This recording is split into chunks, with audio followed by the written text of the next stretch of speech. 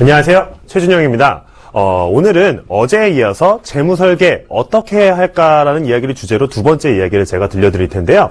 재무설계라는 게 사실 뭐 생소한 단어일 수도 있지만, 간간히 이제 들어보신 분들도 있을 거예요. 보험사에서 이제 일하시는 분들이 이제 재무설계라는 용어를 간간히 쓰시고는 하는데, 과연 이 재무설계라는 것이 단순히 보험료가 뭐 50만원 내던 게 30만원 줄어들고, 뾰로롱 뭐 끝났습니다. 뭐 저축 더 하세요. 이게 끝이 아니라는 거죠. 이 제대로 된 재무설계라는 것은 좀 이제 한마디로 말씀드리자면, 앞으로의 자금 계획을 세우는 것이라고 할 수가 있겠습니다. 그것도 현실적으로 내가 자가 진단을 해서 앞으로 어디에 얼마를 쓸 건지 자금 계획을 효과적으로 세우고 또 그것을 조율을 해서 내가 달성할 수 있게끔 만들어 드리는 것이 바로 재무설계라고 할 수 있겠는데요. 저번 시간 리뷰를 좀 해보자면은, 자, 재무설계라는 게 어디부터 시작해요? 내가 현실적으로 앞으로 얼마를 벌어들일 수 있는지 그거부터 좀 계산을 해보셔야 된다는 거예요. 마음 같아서는 좋은 집도 사고 싶고 좋은 차도 사고 싶고 뭐 여행도 많이 다니고 싶고 하지만 현실적으로 우리가 뭐 로또가 되지 않는 이상은 쉽지가 않다는 걸 모두들 알고 있잖아요. 하지만 현재 수준에서 현재 저축 상황에서 이룰 수 있는 게 분명히 있습니다. 그 부분을 저희가 좀 이렇게 짚어보는 건데요. 여러 가지 나의 재무 목표들 중에 한 가지라도 이제 얼마가 필요한데 얼마를 모아야 되는지, 참 이게 참 재밌는 게 우리가 목표는 다양하게 세우고 여기에 대한 총 비용이 어느 정도 많이 들어가는데 문제는 내가 저축해서 달성할 수 있는 금액이 그거에 못 미치는 경우가 굉장히 많아요. 내가 저축할 수 있는 목표액으로, 내가 저축할 수 있는 금액으로 나의 재무 목표들을 전부 달성할 수 있으면은 얼마나 좋겠느냐마는 대부분의 경우에는 그에 한참 못 미치게 되죠. 그렇기 때문에 그 안에서 조율을 하게 되고 또 수익률을 더 올린다든지 뭔가 효과적인 저축 방법을 통해서 그거하고 최대한 비슷하게 맞춰 나가는 과정이 바로 재무설계라고 할 수가 있겠습니다. 자, 처음부터 한번 다시 이야기를 해볼게요. 재무설계의 목표, 그러니까 재무 목표, 개개인의 하나의 재무 목표를 이루기 위한 방법에는 뭐가 있는지 한번 알아보겠습니다. 소득이 있겠죠. 첫 번째로 내가 한 달에 매달 받는 소득을 늘리면 그만큼 나의 재무 목표에 다가가기가 쉬워지겠고요. 지출도 있겠죠. 내가 지출을 줄이게 되면 그만큼 저축액이 어떻게 돼요? 늘어나기 때문에 재무 목표에 쉽게 다가갈 수 있겠고, 기간이 있겠죠. 내가 10년 후에 벌어질 재무 이벤트를 15년으로 늘리게 되면 그만큼 내가 저축할 수 있는 기간이 늘어나기 때문에 목표에 다가갈 수 있겠고요. 목표 금액을 줄이는 거예요. 한 3억만 할 걸 2억 하고. 수익률, 내가 일반적으로 은행에 적금해서 1% 내지 2%의 금리를 받는 게 아니라 그거보다 투자를 하든지 위험 관리를 통해서 아니면 장기적인 저축을 통해서 장기적인 수익률을 늘려가는 방법이 있을 거예요. 오늘은 여기에 대해서 조금 더 하나하나씩 디테일하게 조금 설명을 드릴게요. 자, 재무 목표를 이루기 위한 방법, 첫 번째 소득의 증가네요. 자, 임대소득이나 추가소득 혹은 배당소득 같은 게 있겠죠. 예를 들어 자영업을 하시는 분이라면은 내가 한 달에 평소 매출이 뭐 요 정도인데 여기서 내가 한 50만 원 정도 더 올릴 수 있는 방법이 없을까? 실사례 중에는 이제 뭐 예를 들어서 자영업으로 이제 빵집을 운영하시던 분이 있는데 소득을 조금 더 올리기 위해서 신제품 개발을 하셔서 내가 이 새로운 케이크들을 라인을 출시를 해서 한 달에 50만 원 정도 추가 소득을 벌겠다. 혹은 투잡을 뛰겠다. 아니면은 임대소득을 통해서 내가 한 달에 월세를 매달 받아서 소득을 늘리겠다. 이런 방법으로 하면은 저축 금액이 어떻게 돼요? 늘어나기 때문에 목표액에 도달하기가 쉬워진다는 거죠. 지출의 감소는 뭐가 있을까요? 생활비를 줄인다든지 보험을 리모델링 한다든지 교통이나 통신비를 줄인다든지 하는 방법이 있겠죠. 자, 생활비 절약에서는 예를 들어 뭐 지금 월세가 나가는 거를 줄일 수 있다든지 아니면은 대출 상환을 이자를 좀 낮은 금리로 치환을 한다든지 아니면 평소에 외식 비중이 굉장히 높아요. 그래서 이대로 저축하면 내가 나중에 죽도 밥도 안 될 것 같아. 그래서 이제 뭐 쓸 수 있는 나의 용돈이라던가 이런 생활비를 줄인다든지. 근데 이게 사실 쉽지는 않아요. 그쵸? 커피값으로 한 달에 한 10만 원씩 쓰시는 분이 갑자기 마시지 마라. 10만 원 줄여야 되니까. 그러면은 맨날 마시던 커피를 한순간에 뚝 끊어버릴 수는 없는 거기 때문에 저희들이 좀 도와드릴 수 있는 거는 보험 리모델링이 좀 있는 거예요. 그래서 저희가 보험 이야기를 좀 하기도 하고 불필요한 보험을 줄이라고 말씀을 드리기도 하죠. 왜냐면은 우리나라 국민들은 대다수가 이 보험료에 대해서 엄청나게 고통받고 여기에 대단한 지출을 많이 하고 있기 때문에 저희가 조금 그런 잘못된 부분들을 찝어드리는 거고, 교통통신비도 예를 들어서 조금 더 이제 절약할 수 있는 부분이 있어서 뭐 가족끼리 결합한다든지 그런 것들이 많잖아요. 그런 걸로 이제 좀 줄일 수 있으면 좋은 거고, 그렇게 해서 지출을 감소시키면 그만큼 내가 저축하는 금액이 늘어나니까 목표에 쉽게 다가갈 수가 있겠죠. 또 뭐가 있을까요? 기간의 연장.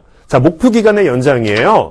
아까 말씀드렸다시피 내가 예를 들어서 은퇴를 65세 할 건데 생각해보니까 65세에 내가 은퇴를 하게 되면은 그 다음엔 내가 은퇴 후에 생활비를 만들어내기가 힘들 것 같은 거죠. 그동안 내가 모은 돈도 별로 없고. 그러면은 내가 어떻게 해요? 은퇴를 늦추면 되는 거예요. 70세까지 은퇴를 늦추게 되면은 그만큼 은퇴 후에 연금 산정 기간이라든가 이런 것도 25세에서 20세로 줄게 되고, 그러면은 연금 수령을 똑같이 받더라도 그 전보다 65세에 개시받는 것보다 20만 원에서 30만 원 정도는 더 받으실 수가 있거든요. 그렇기 때문에 이제 목표 기간을 연장을 하게 되면은 그만큼 내가 재무 목표를 달성하기가 쉬워진다. 그렇게 말씀드리면 되겠고요. 자, 그 다음에 목표 금액의 축소예요. 내가 목표로 하는 거를 조금 낮추는 거죠. 예를 들어서, 난 자동차를 새로 한 대 뽑아야겠는데, 요새 외제차가 그렇게 괜찮더라고. 그러면서 이제 비사나 여러 가지 그런 외제차들을 이제 보다가 보니까, 근데 이 차를 사면은 내가 집을 사는데 좀 애로사항이 있을 것 같아. 좀 이러면은 내가 집을 줄여야 될까, 차를 줄여야 될까, 이렇게 고민을 하다가, 차를 5천만 원대의 승용차를 보다가 3천만 원대의 국산차로 이제, 노선을 변경하시던지 해서, 목표 금액을 축소해버리면은 그만큼 내가 적은 돈을 저축하면서도 어떻게 해요? 목표에 다다를 수가 있는 거죠. 어느 정도 타협은 해야겠지만요. 그러면은 그 다음에 뭐가 있을까요? 수익률의 상향인데, 자, 보시면은 이 수익률이라는 게, 단순히 우리가 적금만 넣어서 아니면은 은행에다 저축만 해서 나의 재무 목표들이 다 이루어질 수 있으면 얼마나 좋겠습니까? 그렇죠?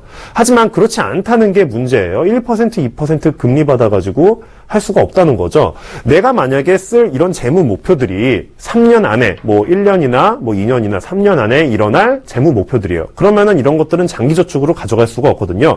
이럴 때에는 은행을 이용해서 단기적인 저축은 원금 손실이 나지 않도록 상품 설정이나 이런 걸 해야겠지만, 은행 적금처럼요. 하지만 이게 10년 후에 벌어질 일이다, 혹은 7년에서 8년 정도 후에 벌어질 일이다, 혹은 그 이후에 벌어질 일이다 한다면, 이런 것들은 단순히 은행에다 넣기보다는 장기적인 저축을 해야겠죠. 그렇죠? 은행에서는 해봐야 1년에 1%, 2%밖에 못 받으니까, 그냥 장기 저축 같은 경우에 그냥 일반적인 연금 상품 같은 걸 보면은 보통 공시율이 3%는 주잖아요? 그러면은 이것만 해도 은행 금리보다 차이가 많이 벌어지는 거예요. 또 복리 효과가 있다든지, 비과세 혜택이 있다든지, 혹은 여기에서 투자 수익을 많이 내는 이런 변액 유니버셜 상품이라든지 이런 걸로 하면은 내가 위험 관리를 좀 잘했을 때는 일반적인 금리인 3%나 4%보다 많게는 6% 이상, 10% 근처에까지 갈 수 있는 방법이 있으니까, 이렇게 수익률이 2배, 3배로 뛰게 되면요, 내가 100만 원 저축해야 될 금액을 50만 원만 하더라도 어떻게 해요? 목표에 도달할 수가 있는 겁니다, 여러분. 그렇기 때문에 이 수익률이라는 게 상당히 중요하다. 하지만 이 수익률이 그냥 무슨 좋은 상품을 가입하면은 이거는 이제 좋은 상품을 가입했으니까 수익률을 걱정할 수 안 해도 되겠다. 이건 그냥 끝난 거다라고 생각하시면 안 됩니다. 우리가 재테크를 함에 있어서 가장 중요한 것은 관리예요. 시청자 여러분들, 화분이나 분지 같은 거 키워보시면 내가 물을 주고 그만큼 애정을 쏟아야지 그만큼 탐스러운 과실이 열리게 되죠. 돈도 똑같습니다. 그만큼 여러분들이 애정을 주고 관심을 주고 수익도 관리를 해주고 저축도 분산을 시켜주고 해야지 나의 돈이 무럭무럭 자라나고, 이걸 내가 언제 써야 될지 알게 되면 그만큼 낭비를 효과적으로 막을 수가 있는 겁니다. 그렇게 됐을 때 여러분들이 꿈꾸던 목표들을 현실화시켜서 하나씩 이루게 된다는 거죠. 그렇게 개개인의 목표들을 이런 식으로 몇 가지 방법을 통해서 조율을 하고 나면은, 마지막으로는 내가 할 수 있는 저축으로 이 각각의 재무 목표들을 조율한다고 보시면 되겠어요. 퍼센테이지를 결정하는 거죠. 이 전체가 100%라고 한다면 내가 앞으로 저축할 수 있는 총 금액이 3억 원 정도예요. 그러면 이거를 전부 다 달성하는 데는 5억 정도가 든단 말이에요. 예를 들어서. 그러면 3억을 그냥 저축만 해서는 이 5억을 달성할 수가 없잖아요.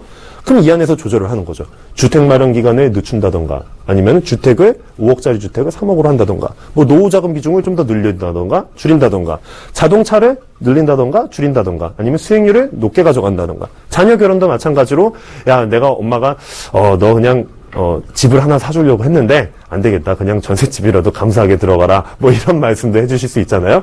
이렇게 자녀 결혼 문제 이슈에 있어서 부모님들이 무조건적으로 다 퍼주시기보다는 정확한 계산을 통해서 현재 내가 자산이 이렇게 됐고 앞으로 기대되는 소득이 이만큼인데 이 중에 내가 너에게 전부를 줘버리면은 네가 앞으로 나한테 용돈을 줄 거냐?